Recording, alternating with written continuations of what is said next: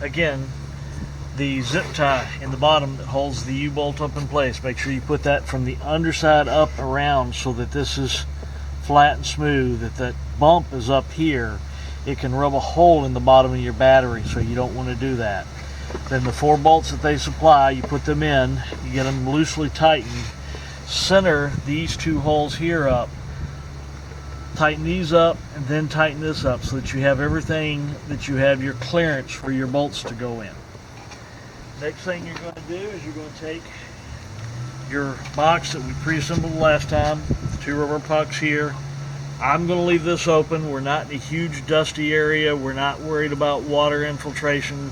This truck will never see river crossings or stream crossings that this would come into play. So this gives me more airflow. Box, we come up and we drop it straight down in here. It lines up. Then you reuse the factory bolts, the 2 up front, and you get everything loosely started to start with. And then you get the 2 on the back.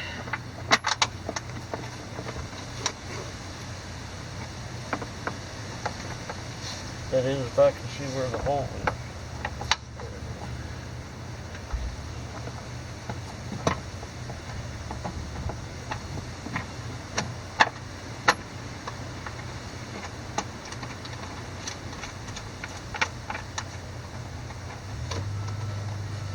And then we're going to tighten those down against the 13mm wrench, and the box is where it needs to be. This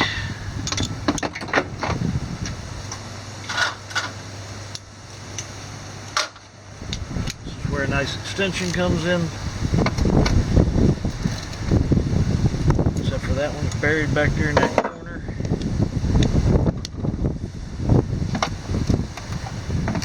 So just give those tightened up, and we can move on.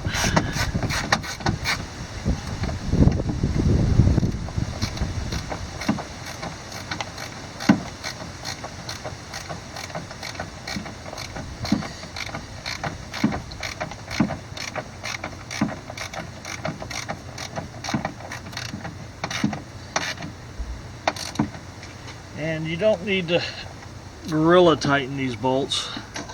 You just want to snug them up. A friend of mine thinks everything should be at 400 foot-pounds, and we keep repairing broken off bolts. I don't know who that could possibly be. Maybe the cameraman? Tighten it until it loosens? That's right.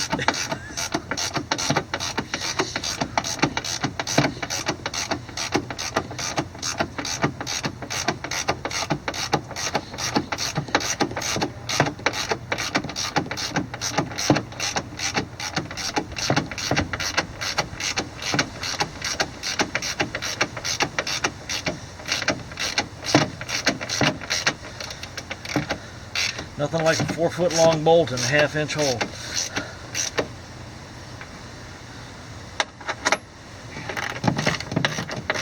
And we do this for all 4 fasteners. Just snug them down good. You don't have to gorilla tighten them.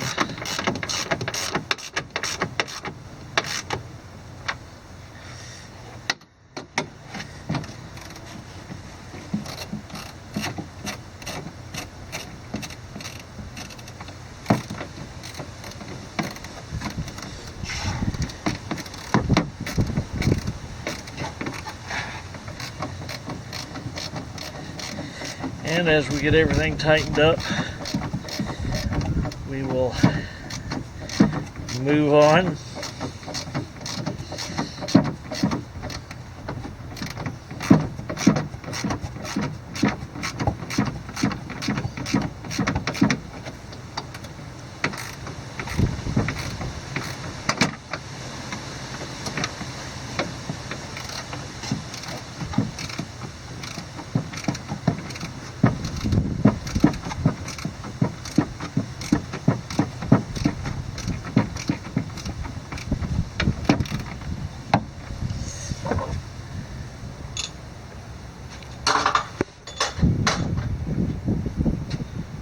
Okay, now that we've got that in place, we're going to put our battery cable back in. As soon as I find out where my wrench has dropped to. Of course, it's going to drop somewhere very convenient.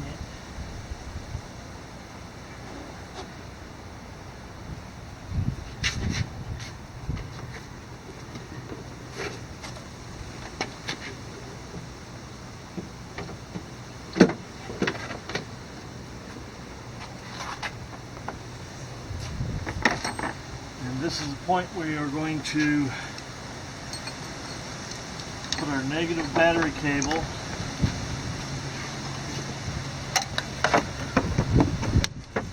where it gets relocated.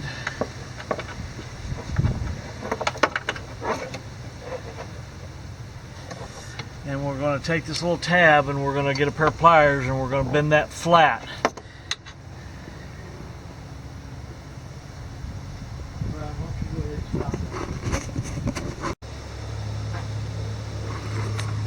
Okay, now we're ready for the reinstallation of the battery. Negative cable goes out towards the firewall. Do your best not to pinch your hand between the fender and your hand, like I just did. And we will reinstall the factory bracket, just like so.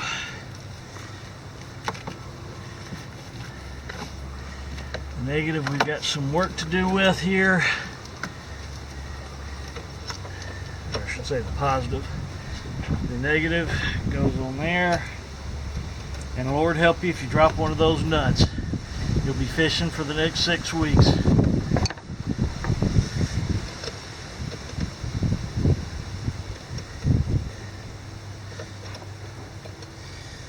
And again, it's just a 10mm socket. Snug those down.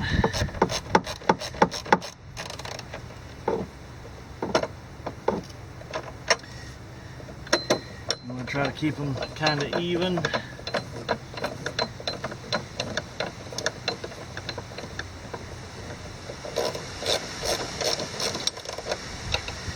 And remember, this isn't a torquing contest to how tight you can make the battery, because you end up breaking the housing. So you just want them to snug down and to keep the battery from moving around. Because yes, you can over tighten the battery bolts and crack the case, and then it becomes even more expensive than the air intake. So you just want it tight enough that the battery won't slide around. Okay, now our negative cable now fits on there, and of course I've got this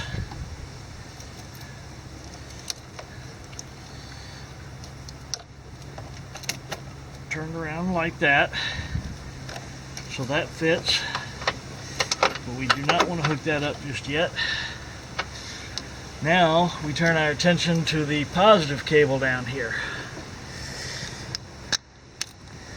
You're going to undo the main nut that holds the two positive cables together.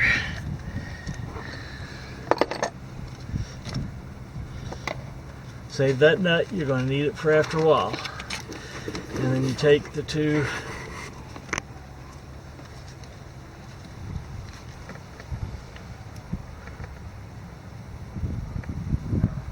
turn that thing off. You ready? Mm-hmm. Okay, now once you get this up in here, you'll have to pull up a little bit on that to get this nut started, to make sure that the bottom of that bolt is captive in that lower block. And then we're going to start tightening that up, and then once we got it snug, we'll make sure that the terminal is fully seated down, and again, just snugged up, not gorillaed. You don't want to break it. And then we make sure the connection's good. I'm going to fold that wire down, make sure that that's not in play. All these wires are nice and neat, and we have a good clean installation there. Now the next piece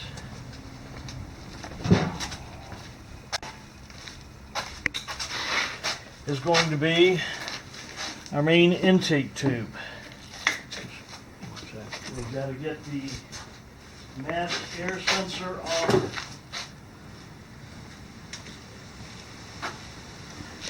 the stock lid, which is right here. Takes a T20 Torx, 2 screws,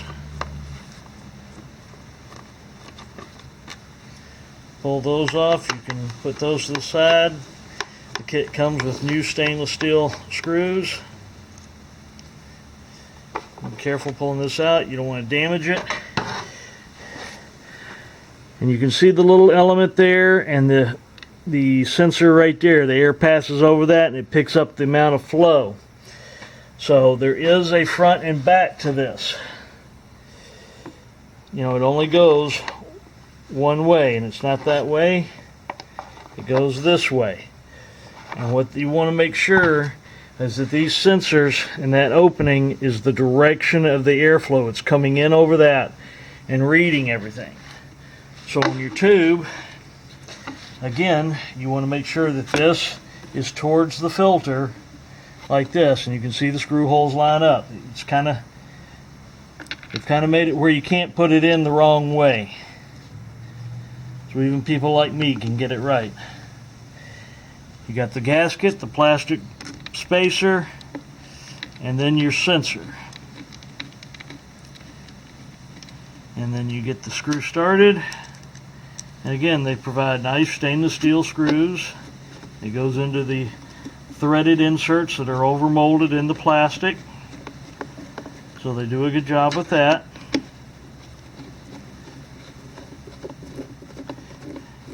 And again, you just want to snug these down. It's just a Phillips head screwdriver.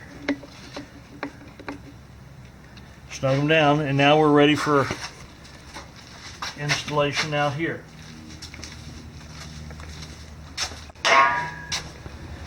Now again, the main seal that goes to the intake to the turbo, you want to make sure that you have it back flush against this.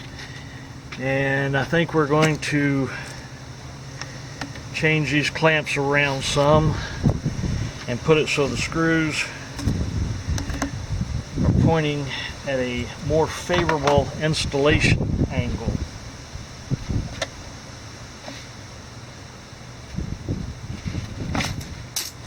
Of course, I throw it all on the ground first.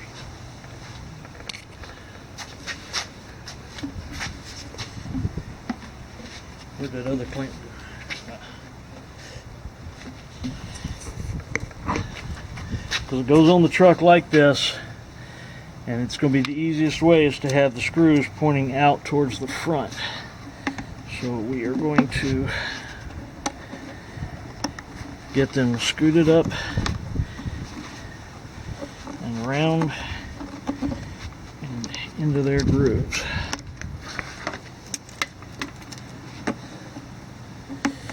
Be careful, there are sharp edges. We don't need anybody to open up an artery and bleed out.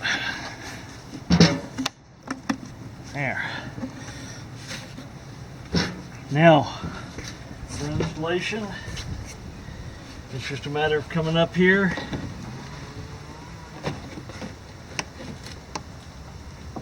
inserting, wiggle it around, twisting it around, lift up that hose, and getting it into place.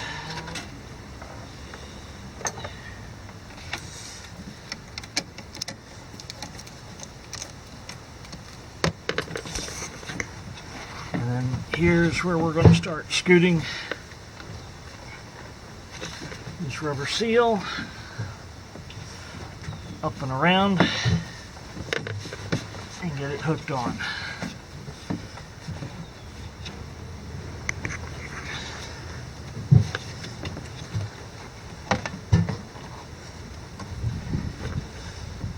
sure that you have it going all the way around. And this one is being non-cooperative. So we're going to loosen that clamp up. I'm going to move this whole band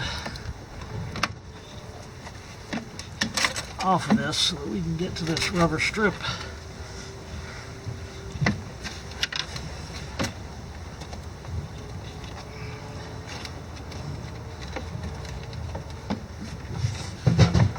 There we go.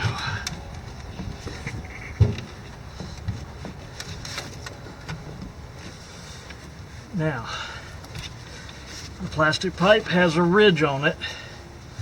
You want to make sure that ridge is seated up against this, and that your rubber piece goes all the way around so that we have a good seal. And then we are going to walk our clamp back around one to here, move it upright. We are going to find a happy place for it to be and start tightening it up.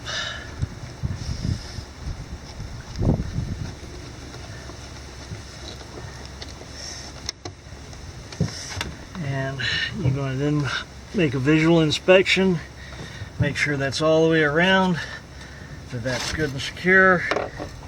And then we're going to do the same thing again with this one. We're going to bring that tail piece up, bring it around, make them even so it looks nice, and then tighten this thing down.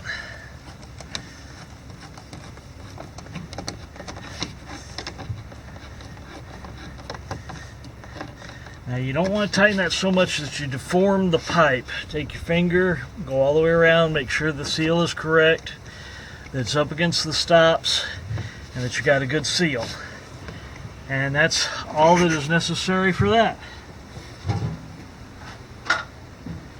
Okay, our air box is in, our battery is in.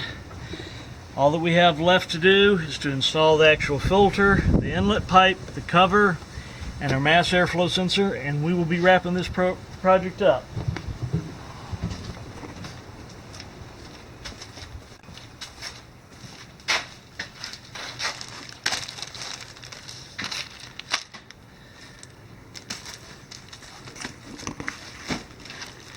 And the filter does come pre-oiled, so you don't have to do anything but install it.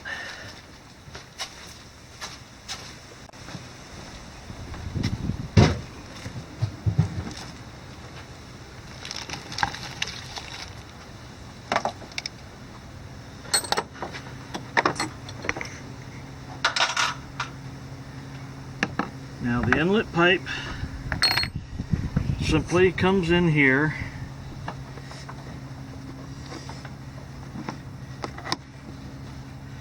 and goes around that. It goes up, and then there's a hole right here. These little clips, they go in like this, and they have serrated edges that lock into each other. So you put one in from underneath,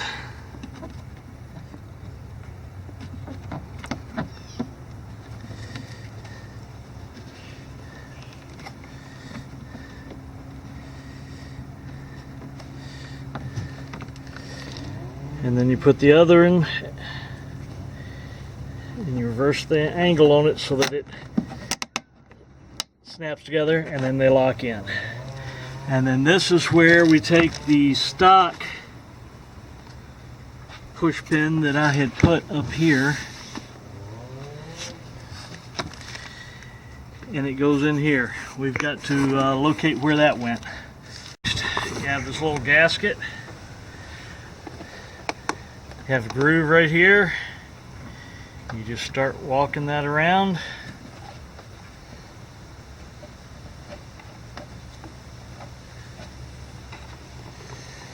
Goes right in the channel.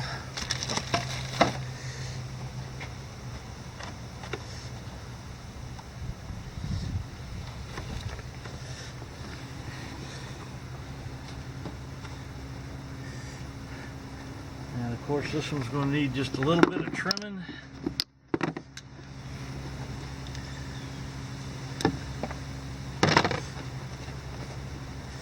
And there we go. And the panel has a protective paper. Get it started, and it should just peel right off.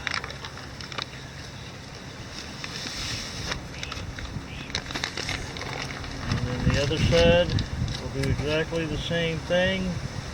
The only thing on this side is where they etched in their logo.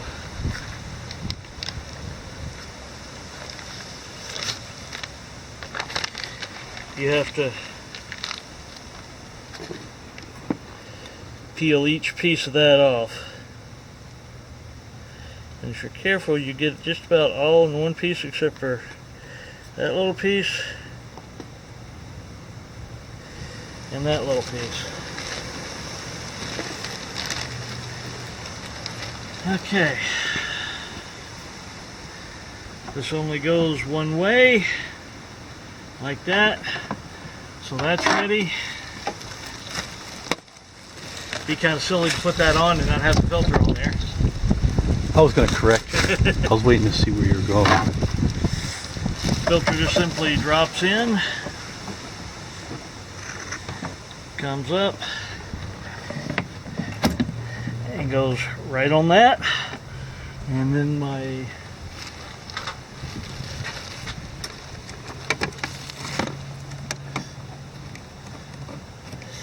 and you just simply tighten that down, form a sealer on the end of the pipe.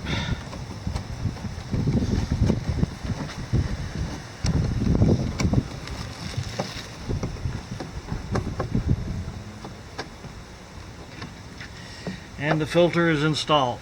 That's all there is to that. Very simple. Then this cover plate comes in here.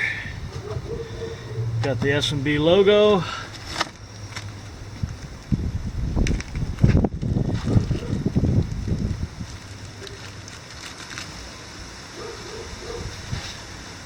Then inside here we have these little plastic grommets and 4 countersunk screws. The screws go down inside the grommet and then should start into the thread zerks that are overmolded into the plastic. And my suggestion is to start all 4 before you go tightening, to make sure that you can get them all in.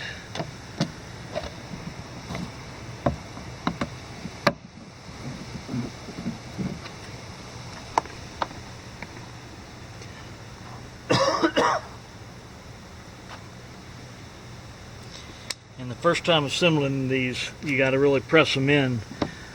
But anytime after this, they will stay in the little plastic piece, so you won't lose the screw.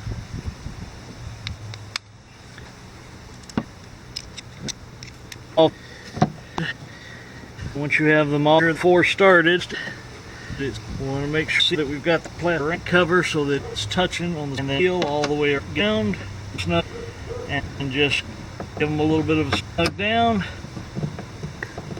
Torque. No monkey torque? No monkey torque. You don't want to have them loosening.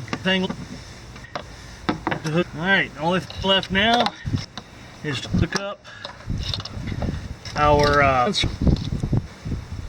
mass airflow sensor. Make sure you put that little red clip back in. It snaps. And then I think what I will do, run this here, back around here in between, and I everything for this clean looking install up, red, and then plug it up, same clip, and there, gentlemen, and we have it.